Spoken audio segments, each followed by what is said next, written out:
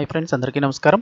Friends, ఇప్పుడే అందిన వార్త. 2 రోజుల పాటు స్కూల్స్ మూసివేత. ఈ ప్రాంతాల్లో భారీ వర్షాలు. వివరాలు వీడియోలో తెలుసుకుందాం. వీడియో పూర్తిగా చూడండి. అలాగే తప్పకుండా లైక్ చేయండి. మరిన్ని అప్డేట్స్ కోసం ఛానల్ వెంటనే సబ్స్క్రైబ్ చేసుకోండి. ప్రభుత్వం నుంచి వచ్చే లేటెస్ట్ అప్డేట్స్ అన్ని కూడా ఎప్పటికప్పుడు మన ఛానల్ ద్వారా మీకు తెలియజేయడం జరుగుతుంది. ఇలాంటి ఇన్ఫర్మేషన్లు ఎప్పటికప్పుడు తెలుసుకోవడానికి ఛానల్ని సబ్స్క్రైబ్ చేసుకోండి. చాలామంది వీడియోస్ చూస్తున్నారు కానీ సబ్స్క్రైబ్ చేసుకోవడం మర్చిపోతున్నారు ఫ్రెండ్స్.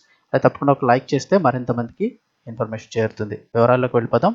2 రోజుల పాటు స్కూళ్లకు సెలవులైతే ప్రకటించారు. వివరాలు చూస్తే తెలుగు రాష్ట్రాల్లో భారీ వర్షాలైతే మొదలయ్యాయి. ఇదే సమయంలో కేరళలో కూడా మళ్లీ వర్షాలు కురుస్తున్నాయి. ఈ నేపథ్యంలో జూన్ 14 నుంచి 2025 జూన్ 17 వరకు కూడా కేరళ వ్యాప్తంగా భారీ తుఫాను హెచ్చరికలను ఐఎండీ జారీ చేసింది. దీంతో కన్నూరు జిల్లాలోని అన్ని విద్యా సంస్థలు, అంగన్వాడీ, ప్రొఫెషనల్ కాలేజీలు, ట్యూషన్ సెంటర్లన్నీ జూన్ 14, 15 తేదీల్లో బంద్ చేయాలని జిల్లా కలెక్టర్ ఆదేశించారు.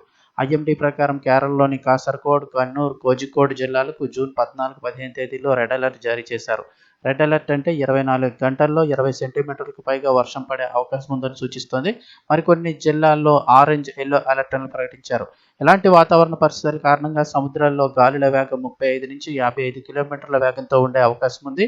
కాబట్టి జూన్ 14 నుంచి 17 వరకు కేరళ, కర్ణాటక, లక్షద్వీప్ ఈ ప్రాంతాల్లో జాలర్లు చేపల వేటకు వెళ్లొద్దని ఐఎండీ సూచించింది. ఇదే సమయంలో నిర్మాణాలు లేని ఇళ్లలో నివసిస్తున్న వారు భవనాలకు తరలి వెళ్లాలన్నారు.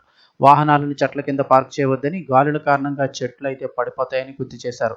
విద్యార్థులు, ఉపాధ్యాయులు, పాఠశాల సిబ్బంది వాతావరణ పరిస్థితులను ఎప్పటికప్పుడు పరిగణలోకి తీసుకొని ముందస్తు జాగ్రత్తలు తీసుకోవాలన్నారు. దీంతో పాటు ప్రజలు కూడా అప్రమత్తంగా ఉండాలని సూచించారు. వర్షం సూచనల గురించి ఎప్పటికప్పుడు తెలుసుకునే ప్రయాణం చేయాలన్నారు అధికారులు.